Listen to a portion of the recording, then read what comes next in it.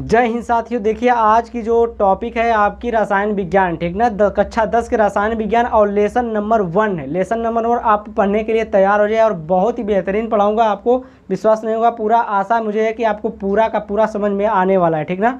देखिए गर्मी बहुत है और तो मेहनत मैं बहुत कर रहा हूँ, तो इसके लिए आप लाइक शेयर और चैनल को सब्सक्राइब जरूर कर दीजिए, ठीक ना। तो चलिए यहाँ पर आप देख लीजिए लेसन का नाम क्या है। लेसन का नाम देखिए रासायनिक अभिक्रियाएं एवं समीकरण, ठीक ना। रासायनिक अभिक्रियाएं एवं समीकरण। अब रासायनिक अभिक्रियाएं में रासायनिक अभिक्रिया यानी कि रासायनिक अभिक्रिया और भौतिक अभिक्रिया का मतलब आपको पता है कि रासायनिक अभिक्रिया किसे कहते हैं और भौतिक अभिक्रिया किसे कहते हैं। तो अगर आपसे कोई पूछ दे कि आप अपना ही रासायनिक गुण बताइए और अपना ही भौतिक गुण बताइए, तो क्या बताएंगे आप? आपको पता रहना चाहिए, तब न बताएंगे कि मेरा रासायनिक गुण है क्या है, मेरा भौतिक गुण क्या है, ठीक ना।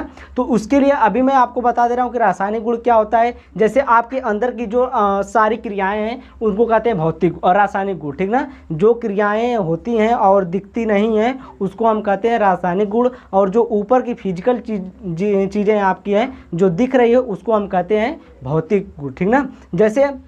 जैसे में आप अपने को देख लीजिए, आप कैसे हैं, आप गोरे हैं, काले हैं या सांवले हैं, ठीक ना। तो ये आपकी भौतिक गुण हो गया, भौतिक गुण हो गया, ठीक ना। जैसे आपके बाल हैं कि नहीं, आप टकले हैं कैसे हैं, ठीक ना। तो आप टकले हैं कि कैसे हैं ये नहीं पता, लेकिन आप देखिए कितने मोटे हैं, कितने चौड़े हैं, कितने लंबे हैं, ठीक ना। ये सब क्या होता है, ये सब भौतिक गुण होता है, ठीक ना। और रासायनिक गुण में क्या आपका श्वसन पाचन क्या है, आप श्वसन पाचन को देख पाते हैं, नहीं देख पाते हैं, तो ये क्या है, रासायनिक गुण है, ठीक ना। आपके अंदर क्या क्या हो रहा है, आप सांस ले रहे हैं, सांस अंदर जा रही है, उसको देख पा रहे हैं, नहीं देख पा रहे हैं। आपका जो भोजन है, आप भोजन खा रहे हैं, पच रहा है, भोजन को देख पा रहे हैं, नहीं देख पा रहे हैं। ये सब जो क्रियाएं होती हैं ये सब क्या होती हैं, ये सब रासायनिक क्रिया होती है, ठीक ना। तो रासायनिक गुण और भौतिक गुण में आपको पता चल गया होगा। इसी प्रकार से अब चलिए यहाँ पर हम चलते हैं इस वीडियो में, ठीक ना। तो यहाँ पर देखिए क्या कह रहा है कि जो रासायनिक अभिक्रिया, ठीक ना, लेसन का नाम ही रासायनिक अभिक्रियाएं एवं समीकरण है, ठीक ना। तो समीकरण तो अभी हम पढ़ेंगे बाद में, लेकिन रासायनिक अभिक्रिया को हम पहले देख लेते हैं। तो देखिए यहाँ पर क्या कह रहा है कि रासायनिक अभिक्रिया क्या होती है भाई, कि जब दो या दो से अधिक पदार्थ, कह रहा है कि जब दो या दो से अधिक पदार्थ आपस में मिलकर एक या एक से अधिक नए गुणधर्म वाले, बस ये टॉपिक याद रखना है कि एक या एक से अधिक नए गुणधर्म वाले पदार्थों का निर्माण करते हैं, तो उन्हें हम बोलते हैं रासायनिक अभिक्रिया, ठीक ना। अब क्या कहें कि जब दो या दो से अधिक, ठीक ना, दो या दो से अधिक पदार्थ हैं, कोई आपस में मिल रहा है, ठीक ना। आपस में मिलने के बाद क्या हो रहा है कि वह एक या एक से अधिक पदार्थ नए गुणधर्म वाले पदार्थ का निर्माण कर रहे हैं, तो उसको हम क्या बोलेंगे, रासायनिक अभिक्रिया। उसका गुणधर्म अलग होना चाहिए। जैसे मान लीजिए यहाँ पर हम ले लिए H2O, ठीक ना। जैसे हम ले लिए H2, यहाँ पर देखिए हाइड्रोजन लिए और ऑक्सीजन गैस लिए, ठीक ना। अब हाइड्रोजन गैस और ऑक्सीजन गैस जो मिलकर क्या बनाते हैं, जल का निर्माण करते हैं। किसका निर्माण करते हैं, जल का निर्माण करते हैं, ठीक ना। तो उसी प्रकार से जो आपका होता है, देखिए हाइड्रोजन क्या है, गैस है, ऑक्सीजन क्या है, ये भी गैस है। तो इनकी अवस्था गैस है और जो बन रहा है प्रोडक्ट, अब देखिए प्रोडक्ट क्या बना है, प्रोडक्ट आपका लिक्विड हो गया, H2O बन गया, ठीक ना। तो H2O बन गया। अब देखिए इनका जो गुणधर्म है, हाइड्रोजन का गुणधर्म क्या होता है, आग लगाने का होता है, और ऑक्सीजन का गुणधर्म क्या होता है, आग में घी डालने का कार्य करता है। ऑक्सीजन क्या करता है, ऑक्सीजन आग में घी डालने का कार्य करता है, ठीक ना। तो इस प्रकार से ये आग लगाने और आग बढ़ाने का कार्य कर रहे हैं दोनों। और यहाँ पर देखिए जो जल है H2O, अब यही उसका गुणधर्म चेंज हो गया, गुणधर्म क्या हुआ, पूरा चेंज हो गया, एक नया गुणधर्म बन गया। नया गुणधर्म क्या बन गया कि H2O बन गया। और ये जल जो होता है, जल क्या होता है भाई, तो जल क्या करता है कि जो आग लगा रहे हैं उसी आग को ये बुझाने का कार्य करता है, ठीक ना। तो कहेगा हाइड्रोजन ऑक्सीजन तुम लोग आग लगाओ, और जल कहेगा मैं बुझाऊंगा उसको, ठीक ना। तो ये क्या करता है, बुझाने का कार्य करता है, ठीक ना। तो देखिए अब आगे चलते हैं, इसमें आगे क्या है कि और किसी भी रासायनिक अभिक्रिया को भौतिक विधियों से उलट नहीं किया जा सकता। जैसे यहाँ पर देखिए, यहाँ पर हम लिखे हैं कि जो आपकी रासायनिक अभिक्रियाएं हो रही हैं, जो रासायनिक क्रिया है उसे हम भौतिक क्रियाओं से उलट नहीं सकते हैं, ठीक ना। भौतिक क्रियाएं जैसे वाष्पीकरण के द्वारा, ऊर्ध्वपातन के द्वारा, या आसवन के द्वारा, या अपकेंद्री या केंद्रीकरण के द्वारा, ठीक ना। तो अपकेंद्रीकरण हो या आसवन हो या ऊर्ध्वपातन हो या वाष्पीकरण हो, इन भौतिक क्रियाओं के द्वारा हम रासायनिक क्रियाओं को उसको उलट नहीं सकते, ठीक ना। उसको हम चेंज नहीं कर सकते, किसके थ्रू, भौतिक के थ्रू, ठीक ना। भौतिक क्रिया के थ्रू हम क्या कर सकते हैं, भौतिक विधियों से हम उसको उलट नहीं सकते हैं, ठीक ना।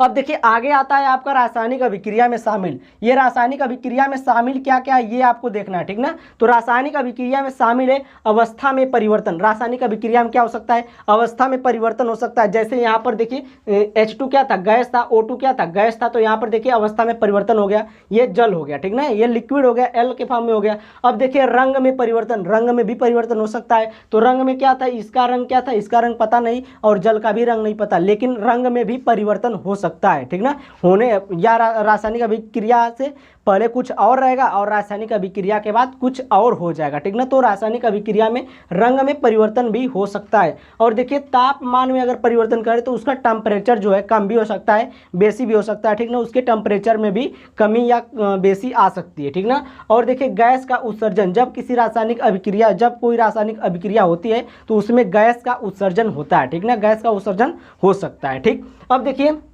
यहाँ पर आते दैनिक जीवन में होने वाली, दैनिक जीवन में होने वाली, ठीक ना, क्या रासायनिक अभिक्रियाएं, ठीक ना। देखिए यहाँ पर दैनिक जीवन में होने वाली रासायनिक अभिक्रियाएं, तो दैनिक जीवन में क्या क्या होने वाली रासायनिक अभिक्रिया है ये भी आपको हम बताएंगे, ठीक ना। तो रासायनिक अभिक्रिया, यार इतना पसीना हो रहा है समझ नहीं आ रहा है।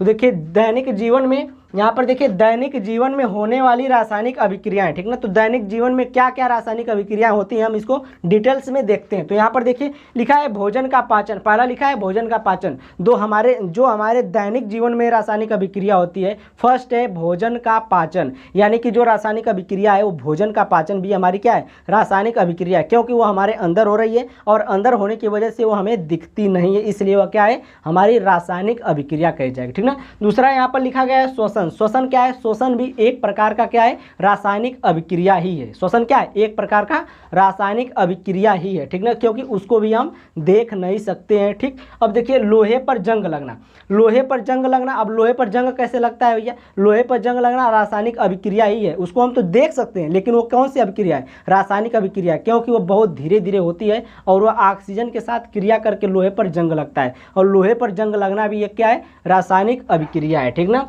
दही का बनना, दही का बनना भी, अब दही कैसे बनता है क्या उसको हम देख पाते हैं क्या, जो दही बन रही है, जो उसमें कीटाणु, जो जीवाणु जो कार्य कर रहे हैं, ठीक ना, तो उसमें हम क्या दही को हम देख पाते हैं कि दही जम रही, देख पाते हैं, नहीं देख पाते हैं, वो दही जमकर तैयार हो जाती, नहीं देख पाते हैं। और जो लोहे में जंग लग रहा है, लोहे में जो जंग लग रहा है, उस लोहे में जंग को जैसे जैसे लग रहा है, धीरे धीरे लग रहा होता है, तो क्या हम उस लग रहे जंग को देख पाते हैं, नहीं देख पाते, इसलिए वह रासायनिक अभिक्रिया हुई, ठीक ना। तो यहाँ तक अभी आप स्क्रीनशॉट ले लीजिए, अभी आगे हम इसको बताओ। तो आगे देखिए आगे क्या है, अभिकारक, ठीक ना। अभिकारक क्या होता है, अभिकारक बहुत सिंपल है, ठीक ना। अभिकारक क्या होता है, उत्पाद क्या होता है, ये सब तो आप लोग एकदम चुटकियों में कर सकते हैं, ठीक ना, यानी कि एकदम चुटकियों में कर सकते हैं, 1 मिनट लगेगा इसको याद करने में, अभिकारक और उत्पाद को, ठीक ना। तो देखिए अभिकारक उत्पाद क्या है, तो यहाँ पर देखिए लिखा गया है कि ऐसे पदार्थ, कैसे पदार्थ, जैसे पदार्थ हो,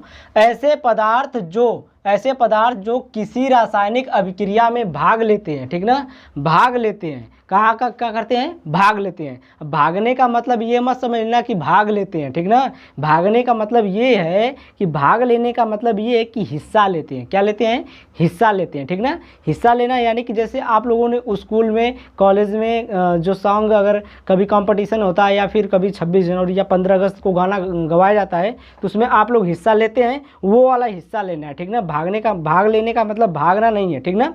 तो यहाँ पर देखिए जो ऐसे पदार्थ जो किसी रासायनिक अभिक्रिया में भाग या हिस्सा लेते हैं उनको हम कहते हैं क्या, अभिकारक बोलते हैं, उसको क्या बोलते हैं, अभिकारक बोलते हैं। कितना सिंपल है, अभिकारक बोलते हैं। अब उत्पाद उसी प्रकार से ऐसे पदार्थ जो रासायनिक अभिक्रिया में निर्माण, जिनका रासायनिक अभिक्रिया में निर्माण होता है, ठीक ना। देखिए यहाँ पर ऐसे पदार्थ जिनका निर्माण रासायनिक अभिक्रिया में होता है, तो जिनका निर्माण रासायनिक अभिक्रिया में होगा उनको हम कहेंगे उत्पाद, और जो हिस्सा लेंगे उनको हम क्या कहेंगे, अभिकारक, ठीक ना। अभी देखिए जैसे मैं हम आपको बता दे रहे हैं यहाँ पर, यहाँ पर अभी हम बता दे रहे हैं, जैसे मैं आपको देखिए हम बताए थे अभी एक एग्जांपल दिए थे H2 का, ठीक ना, यानी कि ये हाइड्रोजन का और प्लस ऑक्सीजन गैस का, ठीक ना। इस प्रकार से एग्जांपल था, हाइड्रोजन और ऑक्सीजन जब मिलते हैं तो क्या बनता है, H2 बनता है, H2O बनता है, यानी कि लिक्विड बनता है, ये जल बनता है, ठीक ना। और ये गैस के फॉर्म में है, ये भी गैस के फॉर्म में, ठीक। अब देखिए इसमें कौन कौन पदार्थ हैं जो हिस्सा लिए हैं, जो भाग लिए हैं रासायनिक अभिक्रिया में, और ऐसे कौन पदार्थ हैं जो क्या किए हैं, निर्माण हुआ है जिनका, ठीक ना, क्या हुआ है, जिनका निर्माण हुआ है, ठीक। तो यहाँ पर देखिए ये क्या है, ये H2 है और O2, ये दोनों मिले हैं, ये दोनों मिलकर ये बना है, ये बना है, जो बनता है उसी को कहते हैं निर्माण होना। तो जिसका निर्माण होता है उसको हम क्या बोलते हैं, उत्पाद बोलते हैं, क्या बोलते हैं, उत्पाद। तो यहाँ पर हम लिख सकते हैं उत्पाद, ठीक ना।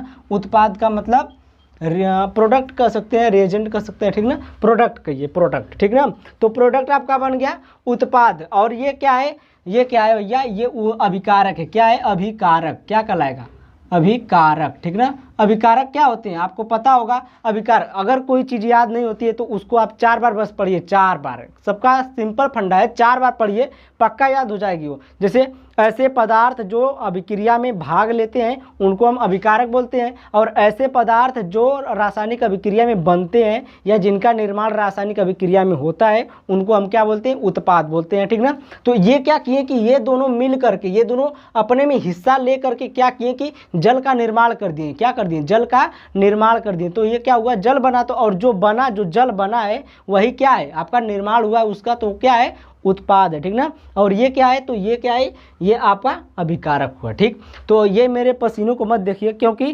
जो जल से नहाता है वो लिबास बदलता है, क्या बदलता है, वो सिर्फ लिबास बदलता है, और जो पसीनों से नहाता है वो एक दिन इतिहास बदलता है, इतिहास बदलता है। मैं अकेले इतिहास बदल कर दिखाऊंगा आपको, ठीक ना। तो देखिए इधर पहले अभी आप लोग इधर देखिए रासायनिक समीकरण क्या होता है, ठीक ना। आप देखिए रासायनिक समीकरण में क्या होगा कि रासायनिक समीकरण क्या होता है कि रासायनिक अभिक्रिया को रासायनिक समीकरण द्वारा निरूपित किया जाता है, ठीक ना। सिंपल फंडा है कि रासायनिक अभिक्रिया, जो भी रासायनिक अभिक्रिया, जैसे यहाँ पर हम रासायनिक अभिक्रिया एक लिखा है, ठीक ना। तो जो भी रासायनिक अभिक्रिया होती है उनको हम रासायनिक समीकरण द्वारा क्या करते हैं, निरूपित किया जाता है, या फिर उनके क्या कहते हैं, निरूपित करने का मतलब उसको दिखाया जाता है, ठीक ना, दर्शाया जाता है, शो किया जाता है, ठीक ना। तो यहाँ पर देखिए निरूपित करने का मतलब देखिए ये एक प्रकार का सूत्र है, जिस सूत्रों का उपयोग होता है, जैसे hydrogen, oxygen, nitrogen, chlorine, bromine, iodine, ये सब क्या है, एक प्रकार का सूत्र है, ठीक ना। इन सूत्रों का उपयोग किया जाता है किसके लिए, तो जो रासायनिक अभिक्रिया होती है उनके समीकरण में, रासायनिक अभिक्रिया समीकरण में उन तत्वों का उपयोग होता है, ठीक ना। तो यहाँ पर देखिए रासायनिक समीकरण द्वारा क्या किया जाता है, निरूपित किया जाता है। अब देखिए यहाँ पर रासायनिक समीकरण के अभिकारकों और उत्पादों में पदार्थ के प्रतीकों, अब प्रतीकों का मतलब क्या हुआ, रासायनिक समीकरण है उनमें क्या किया जाता है कि जो रासायनिक अभिक्रिया है उनमें रासायनिक समीकरण के जो प्रतीक होते हैं, जो तत्व होते हैं, उनके प्रतीकों का उपयोग किया जाता है, ठीक ना। किसका उपयोग किया जाता है, प्रतीकों का उपयोग किया जाता है, यानी कि उनके जो चिन्ह होते हैं, ठीक ना, यानी कि हाइड्रोजन का H हो गया, ऑक्सीजन का O हो गया, नाइट्रोजन का N हो गया, क्लोरीन का Cl हो गया, ठीक ना, सोडियम का Na हो गया। इस प्रकार से जो प्रतीक होते हैं, जिनको चिन्ह, जो चिन्ह होते हैं, ठीक ना, उनका उपयोग किया जाता है, सिंबल का उपयोग किया जाता है, ठीक। उसी प्रकार से देखिए यहाँ पर सूत्र कह सकते हैं, सूत्रों का या फार्मूलों का प्रयोग किया जाता है, ठीक ना। प्रतीकों के साथ उनकी भौतिक अवस्था को भी दर्शाया जाता है, ठीक ना। और जो प्रतीक हैं, जो H है, जो O है, जो ऑक्सीजन है, जो गैस है, उनके साथ साथ क्या किया जाता है, उनके भौतिक अवस्था मैं बताया हूँ कि जैसे वो दिखते हैं, ठीक ना। जैसे हाइड्रोजन है तो हाइड्रोजन कैसा है भैया, हाइड्रोजन गैस है, ऑक्सीजन क्या है, O2। अब देखो हाइड्रोजन कैसे गैस है, हम इस तरह नहीं कह सकते गैस है, अगर इस तरह हाइड्रोजन लिखा है तो हम कह नहीं सकते गैस है, ठीक ना। ये क्या है, एक प्रकार का परमाणु है, ये क्या है, ये एक प्रकार का परमाणु, ये परमाणु सिर्फ इसको कहेंगे, ठीक ना। हाइड्रोजन अगर अकेला लिखा हुआ है तो उसको हम सिर्फ बोलेंगे परमाणु है। अगर वही 2 के फॉर्म में लिखा हुआ है, ठीक ना, अगर वही 2 लिखा गया है, H2 लिखा गया है, यहाँ पर H2 लिख दिया गया, O2 लिख दिया गया, N2 लिख दिया गया, Cl2 लिख दिया गया, ठीक ना। अब यह अणु के फॉर्म में है या फिर कह सकते हैं गैस के फॉर्म में है, ठीक ना, गैस के रूप में है, ठीक। अब इस प्रकार से है तो गैस के रूप में आप जान लीजिएगा, ठीक। अवस्था को भी दर्शाया जाता है। तो यहाँ पर हम लिख देते हैं जी। अगर मान लीजिए इस तरह से H2 लिखा है तो यहाँ पर जी बना दिए गैस हो गया, O2 लिखा है तो यहाँ जी बना दिए गैस हो गया, ठीक ना। अब देखिए यहाँ पर H2O था तो ये लिक्विड था आपका, L बना दिए लिक्विड हो गया, ठीक ना। जैसे यहाँ पर आपको सॉलिड, यहाँ पर मैं यहाँ पर लिख दे रहा हूँ सॉलिड को किससे दर्शाया जाता है, सॉलिड को आपको दिखाया जाता है S से, ठीक ना, S से दिखाया जाता है। और जो होता है लिक्विड को आप दिखाते हैं किससे, L से दिखाते हैं, लिक्विड को L से दिखाते हैं। और गैस को किससे दिखाते हैं, गैस को भैया गैस को G से दिखाते हैं। और देखिए एक्वेस होता है, एक एक्वेस होता है AQUEOUS होता है, ठीक ना। एक्वेस की मीनिंग देखिए थोड़ी कठिन है, AQUEOUS एक्वेस होता है। और एक्वेस को AQ से दिखाते हैं। S का मतलब होता है ठोस, S का मतलब क्या होता है, ठोस होता है, यानी सॉलिड का मतलब ठोस होता है। और L यानी कि लिक्विड यानी कि द्रव होता है, क्या होता है, द्रव होता है, ठीक ना। नॉट द्रव्य, यानी कि द्रव्य नहीं, द्रव कहेंगे इसको, क्या कहेंगे, द्रव्य नहीं द्रव कहेंगे, ठीक ना। और यहाँ G का मतलब गैस, और गैस का मतलब गैस ही रहेगा, ठीक ना, यहाँ पर गैस ही रहेगा। और AQ जो है, AQ का मतलब क्या होता है, एक्वस यानी कि जलीय विलयन, ठीक ना। क्या होता है, जलीय विलयन, यहाँ पर लिख लीजिएगा जलीय विलयन, ठीक, जलीय विलयन होता है, ठीक। अब देखिए अब कैसे आप पहचानेंगे कि कौन गैस है, कौन सॉलिड है, कौन एक्वस है, ठीक ना। तो अब देखिए यहाँ पर अगर हम इस प्रकार से लिख दिए हैं H+ आयन के रूप में, अगर इस प्रकार से कोई चीज़ लिखा गया है H+ के रूप में तो ये क्या है, एक्वस में माना जाएगा, ठीक ना, एक्वस में। और अब जो गैस है, गैस को आप जानते ही हैं, तो गैस क्या होते हैं, जैसे देखिए ये O2 है तो ये गैस के रूप में, जिसके साथ 2 लगा है वो गैस के रूप में है। और सॉलिड क्या है, सॉलिड आप जानते हैं जो कार्बन है ये सॉलिड है, जिंक जो है ये क्या सॉलिड है। और जो जितने धातु होते हैं क्या होते हैं, सॉलिड होते हैं, ठीक ना, धातु क्या होते हैं, सॉलिड होते हैं, ठीक। अब देखिए अब यहाँ पर देखिए यहाँ पर आगे हम क्या है कि मैग्नीज कह रहा है कि मैग्नीशियम रिबन का वायु यानी कि ऑक्सीजन में दहन कर मैग्नीशियम ऑक्साइड का बनना, ठीक ना। ये एक एग्जाम्पल दिया है इसमें कि मैग्नीशियम जो है ये ऑक्सीजन के साथ क्रिया करेगा तो क्या बनेगा, ठीक। तो ये Mg है, Mg क्या है भैया, Mg एक धातु है तो ये सॉलिड होगा। और प्लस ऑक्सीजन क्या है, ऑक्सीजन कह रहा है कि दहन करने, वायु में दहन कर दिया, ये मैं ऑक्सीजन नहीं लिखता यहाँ पर, तो यहाँ पर क्या होता है, वायु में दहन कर, ठीक ना। तो वायु में जब भी कह दिया कि वायु में दहन कराना है तो हम किससे क्रिया कराएंगे, ऑक्सीजन के साथ क्रिया कराएंगे, यानी कि O2 के साथ क्रिया कराएंगे, ठीक ना, O2 के साथ क्रिया कराएंगे। तो यहाँ पर देखिए O2 के साथ क्रिया करें, और O2 क्या है, गैस है, तो गैस के साथ क्रिया करेगा तो क्या बनेगा, देखिए MgO बनेगा, ठीक ना, क्या बनेगा, MgO बनेगा। अब देखिए MgO कैसे बना, इसके लिए मैं वीडियो आपको अलग से प्रोवाइड करा दूंगा कैसे रिएक्शन होता है, ठीक ना। क्योंकि Mg का जो चार्ज होता है ये +2 होता है और ऑक्सीजन का -2 होता है। तो देखिए -2 और +2 क्या हो गए, न्यूट्रल हो गए। तो यहाँ पर Mg और O बन गए, एक बनेगा, ठीक ना। जब न्यूट्रल हो जाएंगे तो एक ही बनेगा, ठीक ना। तो यहाँ पर देखिए Mg और O बन गया, ठीक ना, Mg और O2 बन गया, ठीक।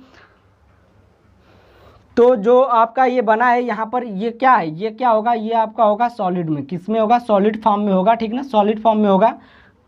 आगे देखिए यहीं से आगे है, ठीक ना, यहीं से है, ठीक। तो यहीं से क्या है, कंकाली समीकरण।